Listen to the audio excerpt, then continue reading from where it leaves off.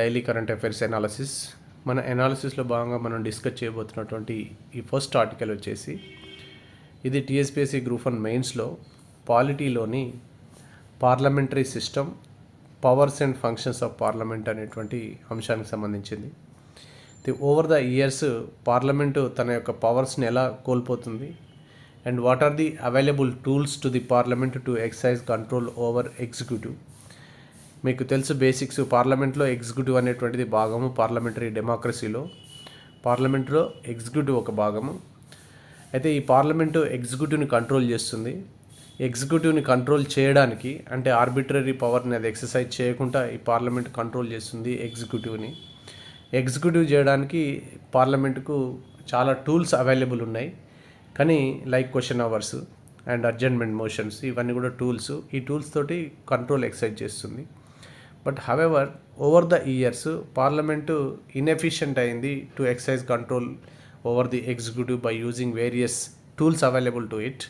అది ఏ రకంగా డిక్లైన్ అయిపోతుంది, రోజు రోజుకు పార్లమెంటు తన పవర్స్ని ఏ రకంగా యూజ్ చేయడంలో విఫలమవుతుంది అండ్ ఎగ్జిక్యూటివ్ ఎలా స్ట్రాంగ్ అయిపోతుంది అనేటువంటి దాన్ని ఈ ఆర్టికల్ డిస్కస్ చేస్తుంది.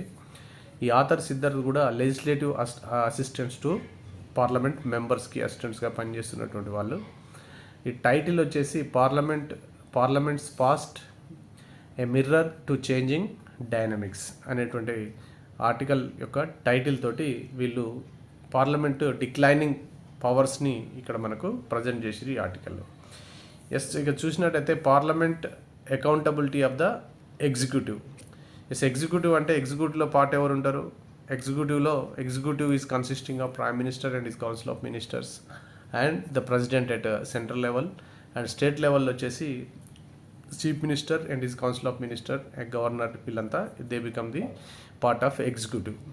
అయితే పార్లమెంట్ ఎగ్జిక్యూటివ్ని ఎలా కంట్రోల్ చేస్తుంది? పార్లమెంట్కు పవర్స్ ఉంటాయి కంట్రోల్ చేయడానికి, ఎగ్జిక్యూటివ్ని కంట్రోల్ చేయడానికి. అంటే జనరల్ యూసేజ్లో మనం ఎగ్జిక్యూటివ్ని ఏమంటామంటే గవర్నమెంట్ అంటాం. ఇది సూపర్వైజ్ చేస్తుంది. పార్లమెంట్ ఏం చేస్తుంది? సూపర్వైజ్ చేస్తుంది ఎగ్జిక్యూటివ్ యొక్క ఫంక్షన్ని, సర్వేలెన్స్ చేస్తుంది ఎగ్జిక్యూటివ్ యొక్క ఫంక్షన్ని పార్లమెంటరీ డెమోక్రసీలో. అయితే ఈ ఎగ్జిక్యూటివ్ అనేటువంటిది it is accountable to the పార్లమెంట్కి అకౌంటబుల్గా ఉండాలి and ultimately through parliament it should be accountable to the people కూడా అకౌంటబిలిటీగా ఉండాలి. గవర్నమెంట్ ఆఫ్ ద డే పార్లమెంట్కి అకౌంటబుల్ ఉంటుంది డైరెక్ట్గా అండ్ ఇండైరెక్ట్లీ. ఇది పార్లమెంట్ ఎవరి ద్వారా ఫామ్ అవుతుంది? It is formed by the will of the people. కాబట్టి వాళ్ళకి ఇండైరెక్ట్గా అకౌంటబుల్ కావాలి. పార్లమెంట్ అనేటువంటిది పీపుల్కు అకౌంటబుల్. అయితే వేరియస్ మీన్స్ ఉంటాయి, question hours and other calling attention motions, half an hour discussions. మనకు పార్లమెంటు ఎగ్జిక్యూటివ్ని కంట్రోల్ చేసేటువంటి అంశాలు ఉంటాయి. దాంట్లో మొదటగా చెప్పుకోవాల్సింది ఏంటంటే క్వశ్చన్ అవర్. దీన్ని తెలుగులో ప్రశ్నోత్తరాల సమయం అని చెప్తాము. It starts at 11 AM everyday. ఏదైతే పార్లమెంట్ ఎప్పుడైతే సెషన్లో ఉంటుందో ఈ సెషన్లో ఉన్నప్పుడు ఎవ్రీడే 11 AM స్టార్ట్ అవుతుంది, 12 noon ఇది ఎండ్ అవుతుంది. 5 days ఏ వీక్ ఉంటుంది ఈ క్వశ్చన్ అవర్ అనేటువంటిది. ఈ క్వశ్చన్ అవర్ ఉన్నప్పుడు ఏ ట్రాన్సాక్షన్ కూడా, ఏ బిజినెస్ ట్రాన్సాక్షన్ కూడా, అంటే ఎలాంటి ట్రాన్సాక్షన్ కూడా ఎంటర్టైన్ చేయరు during question hour. Only questions మాత్రమే అడగడం ఉంటుంది. Only oath by new members అంటే ప్రమాణ స్వీకారాలు, ఎవరైనా చనిపోతే అభిచర్య శ్రద్ధాంజలి ఘటించడాలు మాత్రమే ఈ క్వశ్చన్ అవర్లో ఉంటాయి. ఈ క్వశ్చన్ అవర్ అనేటువంటిది ఎవ్రీడే పార్లమెంట్ సెషన్లో ఉన్నప్పుడు ఫ్రమ్ 11 AM to 12 noon ఉంటుంది. అండ్ ఇది క్వశ్చన్ అవర్ని టేకప్ చేసినప్పుడు ఏ బిజినెస్ ట్రాన్సాక్షన్ కూడా, అంటే ఎలాంటి అదర్ బిజినెస్ ట్రాన్సాక్షన్ ఉండదు పార్లమెంట్ లోపల, accept the oath taking of new members and obituary references. Like ఎవరైనా పార్లమెంట్ మెంబర్స్ చనిపోయినప్పుడు వాళ్ళకు శ్రద్ధాంజలి ఘటించడం అనేటువంటిది ఉంటుంది. అయితే క్వశ్చన్ అవర్స్లో మనకు we have different types of questions ఎందుకు అడుగుతారు మెంబర్స్? ఎవరిని అడుగుతారు? మినిస్టర్స్ని అడుగుతారు మెంబర్స్. ఎట్లా క్వశ్చన్ దేనికోసం అడుగుతారు? To elicit information or to grab or to obtain information. దేని మీద?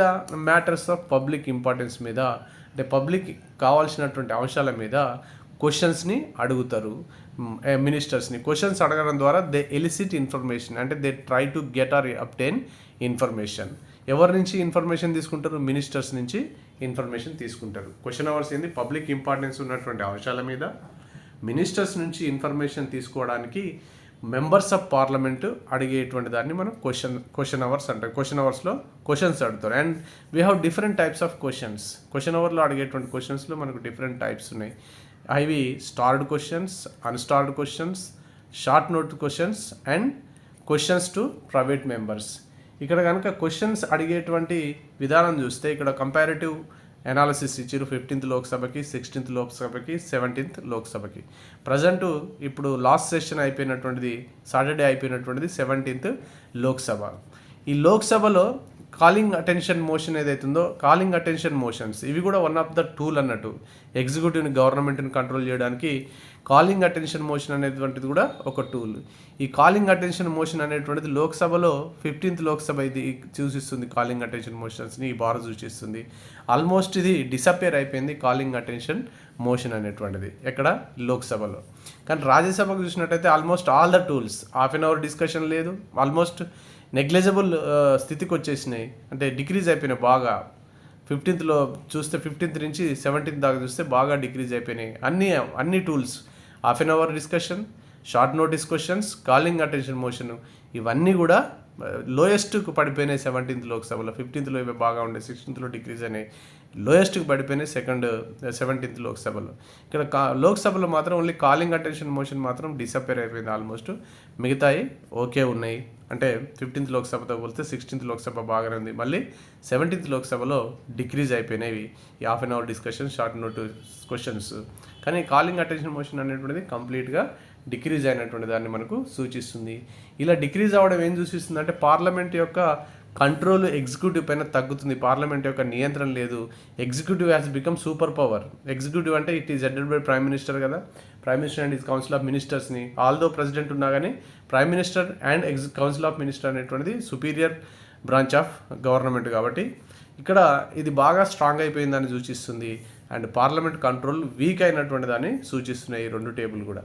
ఎస్, మనం coming to the questions, types of క్వశ్చన్స్కి వచ్చినట్టయితే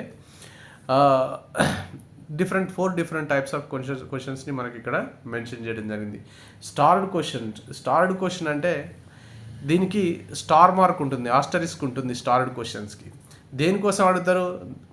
ఇన్ఫర్మేషన్ కోసం అడుగుతారు.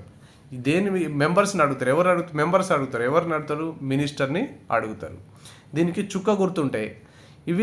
ఈ క్వశ్చన్స్ అనేటువంటివి సప్లిమెంటరీ క్వశ్చన్స్ కూడా ఈ ఇన్ఫర్మేషన్ మినిస్టర్ ప్రొవైడ్ చేస్తాడు. ఈ క్వశ్చన్స్కి, స్టార్డ్ క్వశ్చన్స్కి ఓవరాల్గా ఇన్ఫర్మేషన్ ప్రొవైడ్ చేస్తారు. ఓవరాల్గా ఇన్ఫర్మేషన్ ప్రొవైడ్ చేసినప్పుడు సప్లిమెంటరీ క్వశ్చన్స్ కూడా అడగవచ్చు. వీటికి చుక్క గుర్తున్నటువంటి ప్రశ్నలు అంటారు తెలుగులో, ఆస్టరిస్క్ ఉంటుంది. ఓవరాల్ ఇన్ఫర్మేషన్ ఎల్సిడి చేయడానికి ఈ క్వశ్చన్ అడుగుతాడు మెంబరు మినిస్టర్ని. అండ్ మినిస్టరు ఓవరాల్గా ఇన్ఫర్మేషన్ ఇస్తాడు. సప్లిమెంటరీ క్వశ్చన్స్ కూడా అడగవచ్చు. The second type of question వచ్చేసి ఏంటంటే అన్స్టార్డ్ క్వశ్చన్. ఈ అన్స్టార్డ్ క్వశ్చన్ అంటే చుక్క గుర్తు లేని ప్రశ్నలు అనొచ్చు. ఇవి రిటర్న్ ఆన్సర్ ఇవ్వబడతాయి మెంబర్స్కి. ఎలా ఇవ్వబడతాయి? రిటర్న్ ఆన్సర్స్ ఇవ్వబడతాయి. మినిస్టరు ఆ రిటర్న్ ఆన్సర్స్ని పార్లమెంట్లో టేబుల్ చేస్తాడు, అంటే పార్లమెంట్లోకి ఇచ్చేస్తాడు. అండ్ ఓరల్ ఆన్సర్ కాదు కాబట్టి no supplementary questions. This is not called for oral answer కాబట్టి సప్లిమెంటరీ క్వశ్చన్స్ అడగడానికి లేదు. చుక్క గుర్తు లేని ప్రశ్నలలో ఓరల్గా ఉండదు ఇన్ఫర్మేషన్, రిటర్న్ ఇన్ఫర్మేషన్ ఉంటుంది. అయితే మెంబర్స్ అడిగినటువంటి క్వశ్చన్స్కి ఇన్ఫర్మేషన్ రెడీ చేసేసి దాని పేపర్ పైన పెట్టేసి ఆ పేపర్ని హౌస్కి సబ్మిట్ చేస్తారు. ఇక్కడ సప్లిమెంటరీ క్వశ్చన్స్ అనేటువంటిది లేదు. నెక్స్ట్ టైప్ ఆఫ్ క్వశ్చన్ వచ్చేసి matter of public importance or of urgent character ఉందనుకోండి ఒకదానికి. దీనికి నోటీస్ ఇవ్వచ్చు. ఆ నోటీస్ పీరియడ్ వచ్చేసి 10 days కంటే తక్కువ నోటీస్ పీరియడ్ ఇచ్చి, అంటే if I am a member I want to elicit information from a minister, అది అర్జెంట్ క్యారెక్టర్ ఉంటుంది ఆ ఇన్ఫర్మేషన్కి. అండ్ అది పబ్లిక్ ఇంపార్టెన్స్కి సంబంధించినటువంటి అంశమై ఉంటుంది. దానికి అర్జెంటుగా తీసుకోవాల్సినటువంటి ఇన్ఫర్మేషన్ ఉంటుంది. ఈ ఇన్ఫర్మేషన్కి 10 days బిలోనే టైం ఇచ్చి ఒక నోటీస్ నేను ఇచ్చి స్పీకర్ ద్వారా మినిస్టర్కి ఒక నోటీస్ సర్వ్ చేసి 10 days లోపలే నాకు ఇన్ఫర్మేషన్ కావాలనేటటువంటి వాటిని షార్ట్ నోటీస్ క్వశ్చన్స్ అంటారు. షార్ట్ నోటీస్ క్వశ్చన్ అంటే 10 days లోపే నాకు నోటీస్ ఇస్తా నేను I'm a member of parliament and minister నుంచి నాకు ఒక ఇన్ఫర్మేషన్ కావాలి which is matter of public importance and urgent character ఉన్నటువంటి అంశం. అది ఆ క్వశ్చన్ ఇచ్చేస్తాను నేను మినిస్టర్కి త్రూ స్పీకర్. ఆ మినిస్టర్ ఏం చేస్తున్నాడు? 10 days టైం ఇస్తాడు. బిలో 10 days టైమే ఉంటుంది షార్ట్ నోటీస్ క్వశ్చన్స్కి. బిలో 10 days లోపల ఇన్ఫర్మేషన్ ప్రొవైడ్ చేయాల్సి ఉంటుంది. రైట్. నెక్స్ట్ వచ్చేస్తే half an hour discussion.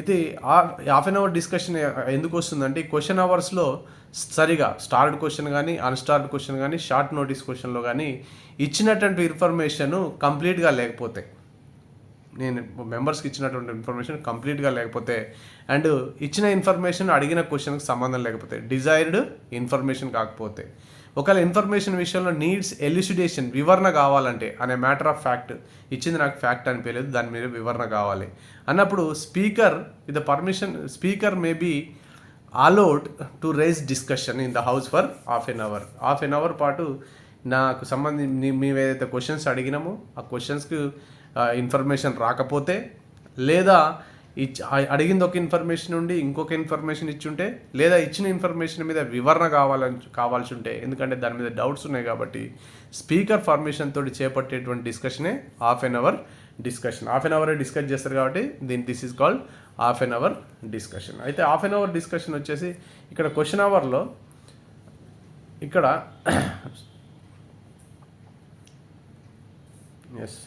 Half an hour discussion వచ్చేసి ఎప్పుడు జరుగుతుంది అది అంటే, హాఫ్ అన్ అవర్ డిస్కషన్కి ఒక ఫిక్స్డ్ టైం ఉంటుంది. Monday, Wednesday and Friday 3 days మాత్రమే ఉంటుంది పార్లమెంట్ సెషన్లో ఉన్నప్పుడు. ఇక్కడ మెంబరు అడిగేటప్పుడే తను ఒక డేట్ని ఇవ్వాలి. అంటే ఆ డేట్ ఖచ్చితంగా మండేలో, వెడ్నెస్డేలో, ఫ్రైడేలో ఉండాలి. ఒకవేళ మండేలో, వెడ్నెస్డేలో, ఫ్రైడే ఉండకుండా సండే డేట్ ఇచ్చిననుకో అతను, నెక్స్ట్ అది మండేగా పరిగణించి మండే రోజు దానికి సంబంధించినటువంటి డిస్కషన్ అనేటువంటిది చేపట్టబడుతుంది. అయితే ఈ హాఫ్ అన్ అవర్ డిస్కషన్ అనేటువంటిది పార్లమెంటు సిట్టింగ్ అయినటువంటి ఫస్ట్ సెషన్లో ఉండదు, అంటే ఎవ్రీ ఫస్ట్ సెషన్లో అది ఉండదు. అండ్ ఆల్సో బడ్జెట్ చేసినప్పుడు కూడా ఈ హాఫ్ అన్ అవర్ డిస్కషన్స్ అనేటువంటివి ఉండడు. ఫస్ట్ డేలో ఉండదు. పార్లమెంటు సిట్టింగ్ అయినటువంటి ప్రతిసారి పార్లమెంట్ సమావేశాలు అయినప్పుడు ఫస్ట్ డే రోజు ఈ హాఫ్ అన్ అవర్ డిస్కషన్ ఉండదు. నెక్స్ట్ బడ్జెట్ చేసినప్పుడు కూడా ఈ హాఫ్ అన్ అవర్ డిస్కషన్ ఉండదు. కండిషన్స్ ఇవి కూడా గుర్తుంచుకోవాలి. నెక్స్ట్ అర్జెంట్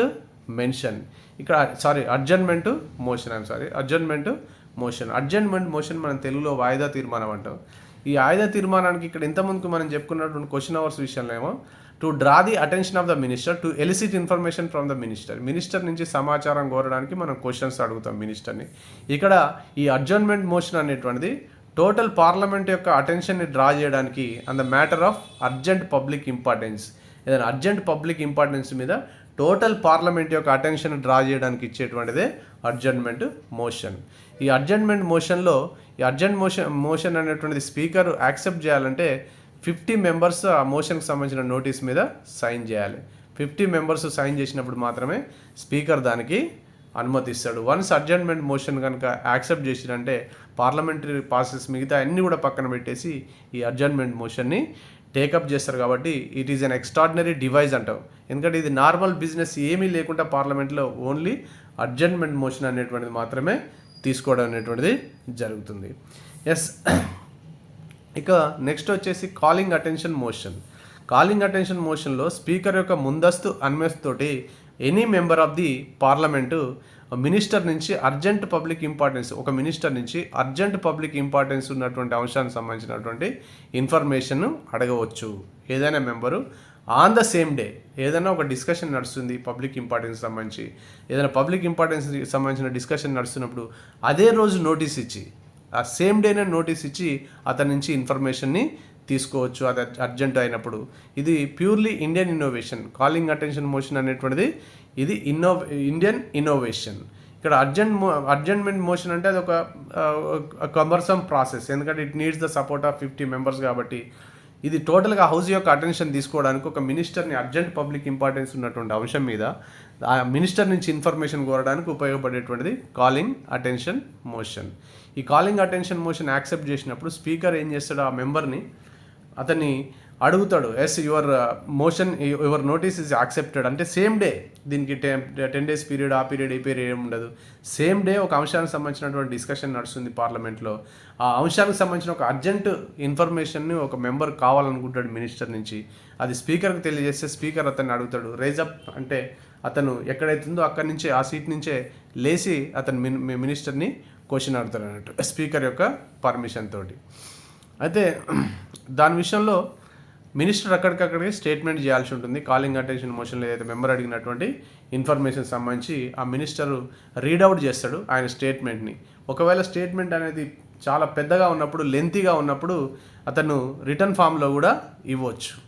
అయితే ఈ రిటర్న్ ఫామ్లో ఇచ్చినప్పుడు మెంబర్స్ కొంచెం టైం ఇచ్చి వాళ్ళు క్వశ్చన్స్ అడిగేటువంటి అవకాశం కూడా ఉంటుంది మినిస్టర్స్ని. డిబేట్ ఏముండదు, కానీ ఇచ్చినటువంటి స్టేట్మెంట్లో ఏమైనా డౌట్ ఉంటే, రిటర్న్గా ఇచ్చిన స్టేట్మెంట్లో ఏమైనా డౌట్ ఉంటే ఆ డౌట్ని క్లారిఫై చేయడానికి క్వశ్చన్స్ అడగవచ్చు. డిబేట్ మాత్రం ఉండదు, డౌట్స్ని మాత్రం క్లారిఫై చేయవచ్చు. ఇవి కాలింగ్ అటెన్షన్ మోషన్ అని చెప్పవచ్చు. ఈ వేరియస్ మోషన్స్ ఇవన్నీ కూడా పార్లమెంటు ఎగ్జిక్యూటివ్ మీద కంట్రోల్ చేయడానికి, ఎగ్జిక్యూటివ్ని కంట్రోల్ చేయడానికి ఎక్సర్సైజ్ చేస్తున్నటువంటి టూల్స్. బట్ వీటి యొక్క యూసేజ్ అనేటువంటిది బాగా తగ్గిపోయింది అని చెప్పేసి, అంటే పార్లమెంట్ యొక్క కంట్రోల్, ఎఫెక్టివ్ కంట్రోల్ అనేటువంటిది లేదు ఎగ్జిక్యూటివ్ మీద అని చెప్పేసి ఆర్టికల్ మనకు చెప్తుంది.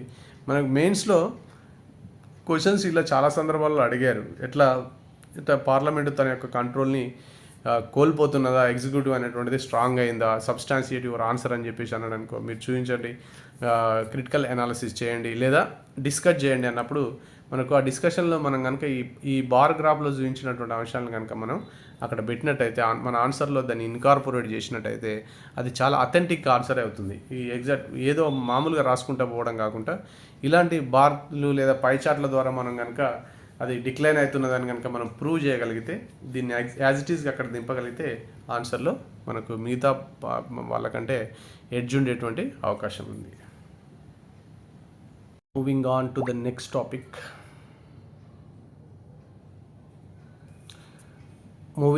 Next topic. ఈ టాపిక్ వచ్చేసి మనకు ప్రిలిమ్స్కి ఉపయోగపడుతుంది. ఇంటర్నేషనల్ రిలేషన్స్ అంశానికి సంబంధించి ఇది టీఎస్పీఎస్సీ గ్రూప్ 1 ప్రిలిమ్స్కి ఉపయోగపడేటువంటి టాపిక్. ఇంటర్నేషనల్ రిలేషన్స్ అంశానికి సంబంధించింది. అయితే టాపిక్లోకి వెళ్ళినట్టయితే, India abstains from UNHRC vote that called upon Israel for immediate cease fire in Gaza.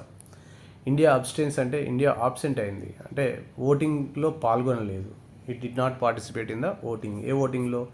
యుఎన్హెచ్ఆర్సీ, United Nations Human Rights Council యొక్క ఒక తీర్మానంలో, అది ఓటింగ్కి మన కంట్రీ ఓటింగ్లో పాల్గొనలేదు. ఏ తీర్మానం అది? ఇజ్రాయిల్ ఫర్, అంటే the resolution sought for immediate cease fire in Gaza. ఎందుకంటే సీజ్ ఫైర్ చేయమని, అంటే కాల్పుల్ని ఆపమని, and also stop the arms export to the Israel. Other developed countries కూడా ఈ తీర్మానం ఏం చెప్తుందంటే, ఇజ్రాయిల్ అనేటువంటిది it is involving the human rights violations కాబట్టి, ఎందుకంటే గాజాలో even it is stopping the food, it ఈ బ్లాకేడింగ్ ద ఫుడ్ని బ్లాకేడ్ చేస్తుంది, and it is displacing the people in Gaza ever since the war started in October 7th నుంచి.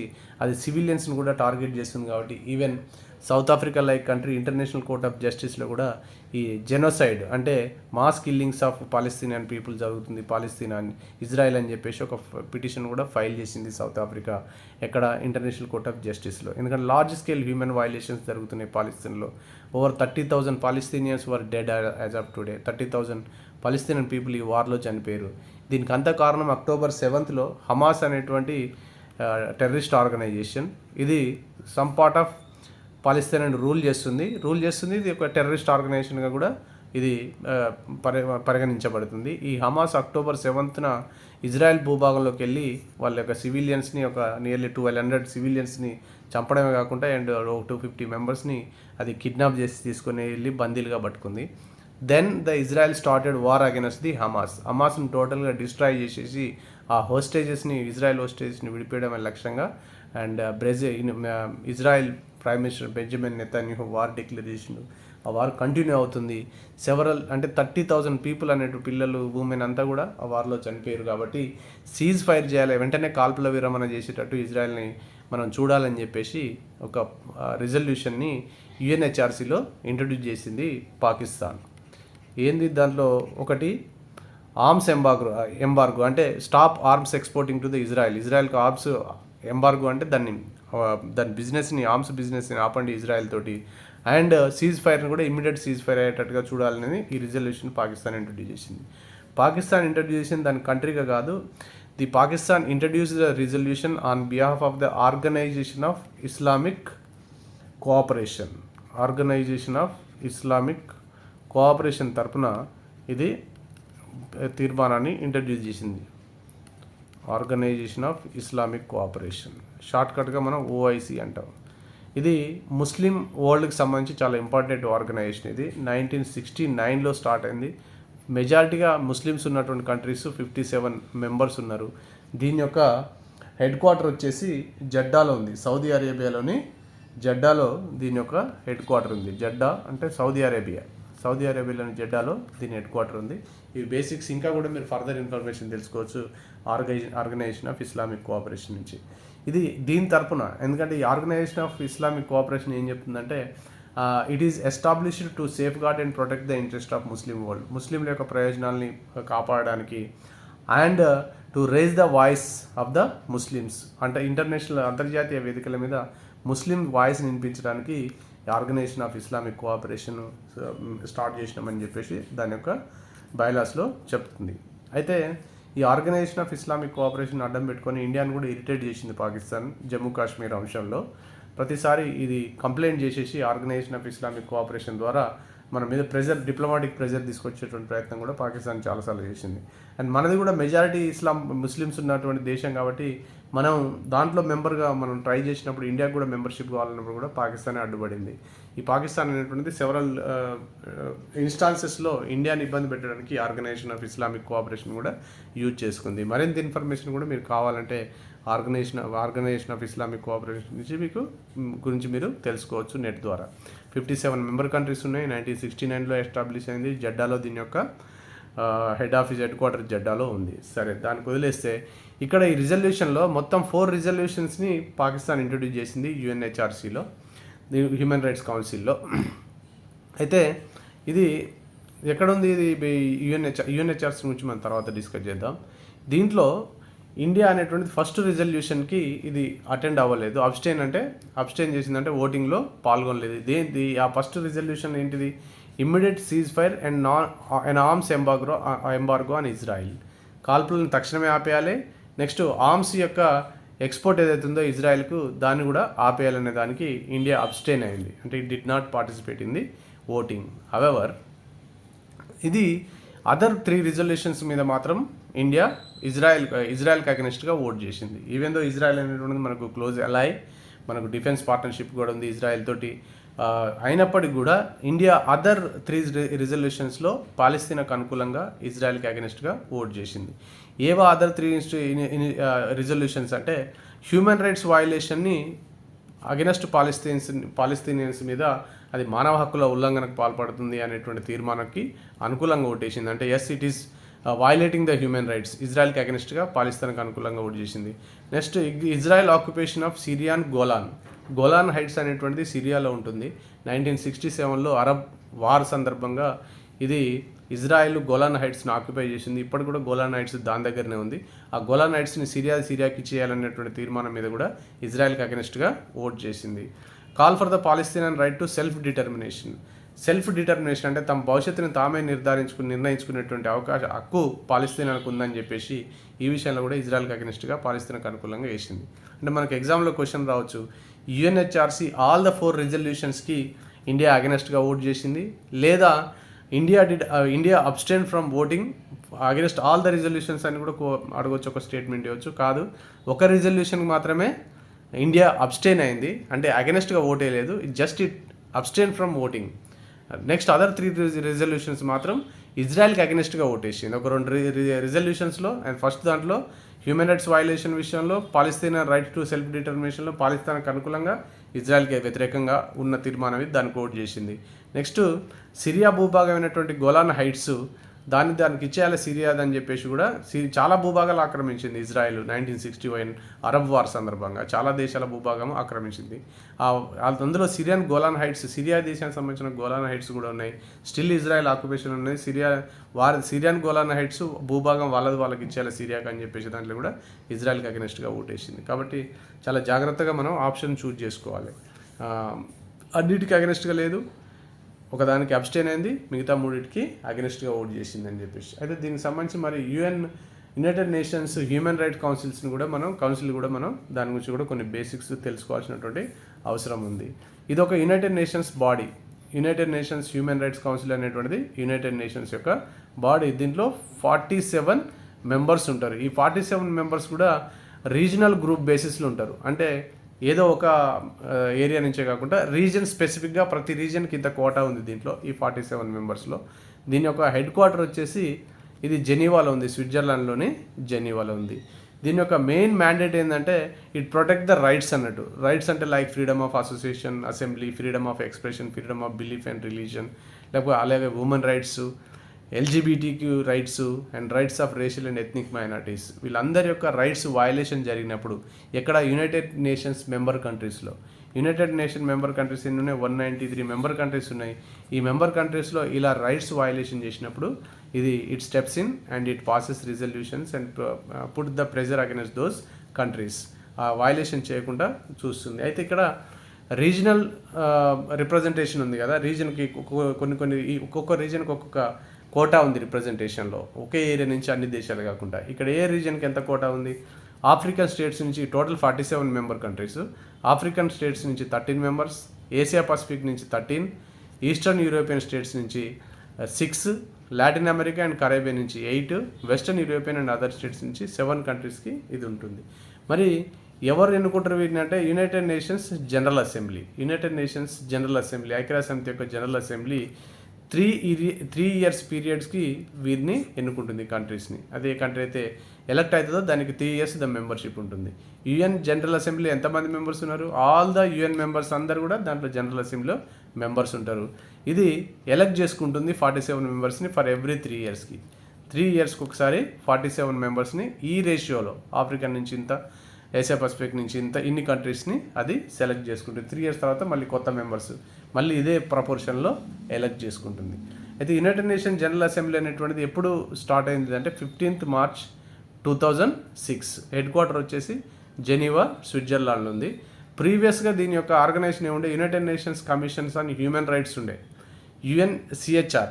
ఇది దాన్ని replace చేస్తూ ఇది స్టార్ట్ చేయడం జరిగింది. ఎందుకు రిప్లేస్ చేయడం జరిగిందంటే దీని మీద సెవరల్ క్రిటిసిజమ్స్ ఉండే, ఇది ఓన్లీ డెవలప్డ్ కంట్రీస్కే ఇది ఫేవర్ చేస్తుంది అని చెప్పేసి.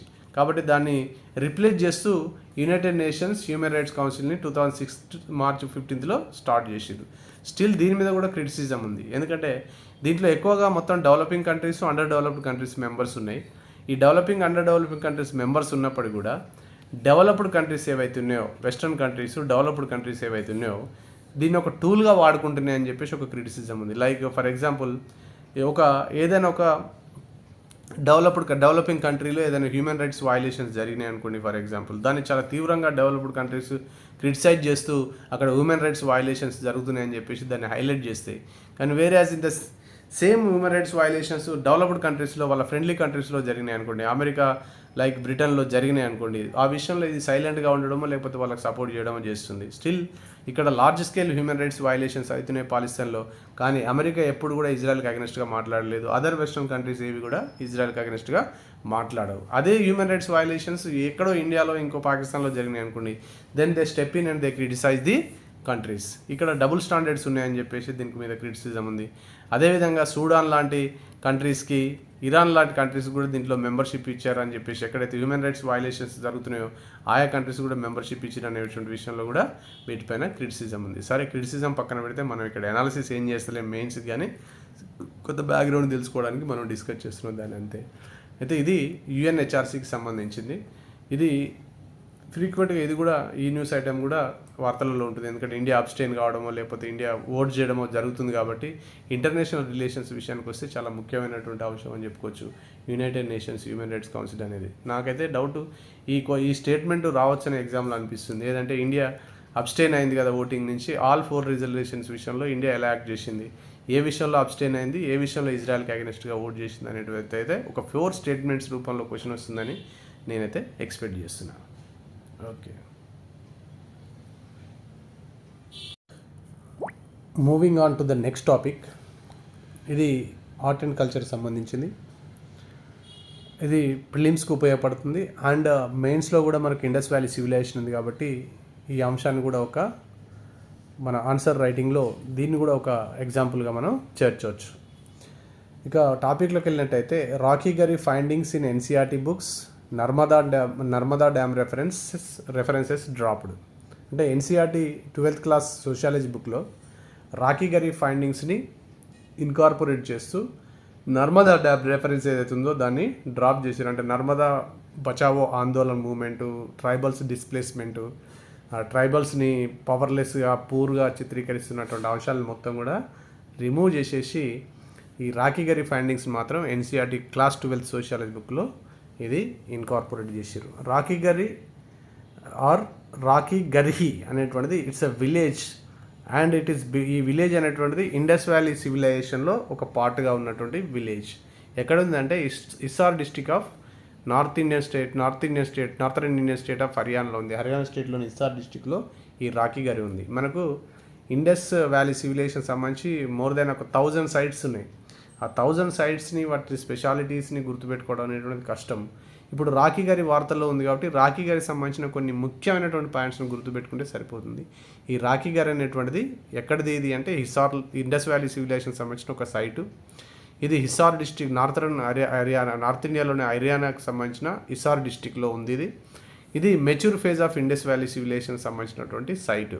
అంటే mature phase of Indus valley civilisation ఎప్పుడు ఉందంటే 2600 నుంచి 1900 మధ్య కాలంలో ఇండస్ వ్యాలీ సివిలైజేషన్ అనేది మెచ్యూర్గా ఉన్నటువంటి మెచ్యూరిటీ అంటే పూర్తిగా మెచ్యూర్ అయినటువంటి ఫేజ్లో ఉన్నటువంటి దశలోనికి సంబంధించింది రాకీ గరి సైట్ అనేటువంటిది. ఈ గగ్గర్ రివర్ ప్లేన్ ఉంది. గగ్గర్ అనేటువంటి నది అక్కడ ప్రవహిస్తుండే ఆ గగ్గర్ రివర్ ప్లేన్లోనే ఈ రాకీ గరి అనేటువంటిది ఉంది. అయితే కొన్ని వాదనల ప్రకారం ఈ ఎర్లియస్ట్ సెటిల్మెంట్స్ ఏవైతే రాకీ గరిలో ఉన్నాయో అవి ఇండస్ వ్యాలీ సివిలైజేషన్ కంటే ముందల్నే ఉన్నటువంటి అని చెప్పేసి కూడా ఒక వాదన ఉంది. దాని పక్కన పెడితే మనకి ఎగ్జామినేషన్ పాయింట్ ఆఫ్ వ్యూలో ఇది mature phase of Indus valley civilisation సంబంధించిన సైట్ అన్నాం కదా. మెచ్యూర్ ఫేజ్ అని ఎలా డిసైడ్ చేస్తారంటే mud brick and burned brick, ఈ drainage system and planned township ఈ ఉన్నప్పుడు అది మెచ్యూరిటీ ఉన్నటువంటి సివిలైజేషన్ అయింది. మెచ్యూర్ స్టేజ్లో ఈ లక్షణాలు ఉన్నాయి ఆ సివిలైజేషన్కి. Planned township, mud bricks and burned bricks రెండింటిని యూజ్ చేసారు అండ్ ప్రాపర్ డ్రైనేజ్ సిస్టమ్. ఇవన్నీ కూడా ఇండస్ వ్యాలీ సివిలైజేషన్లో అత్యంత ముఖ్యమైన లక్షణాలు. కానీ ఇవి స్టార్టింగ్ స్టేజ్లో లేవు. అది మెచ్యూర్ పీరియడ్లోకి వచ్చినప్పుడు ఈ లక్షణాలు ఉన్నటువంటి దాన్ని మనం మెచ్యూర్ పీరియడ్ అంటున్నాం. ఈ మెచ్యూర్ పీరియడ్ ఎప్పుడుంది హరప్పన్ సివిలైజేషన్లో, ఇండస్ వ్యాలీ సివిలైజేషన్లో 2600 నుంచి 1900 BC మధ్యలో మెచ్యూర్ పీరియడ్ ఉంది. ఆ మెచ్యూర్ పీరియడ్ లక్షణాలు ఏంది? Planned township, mud bricks, burnt bricks, proper drainage system ఉండడం.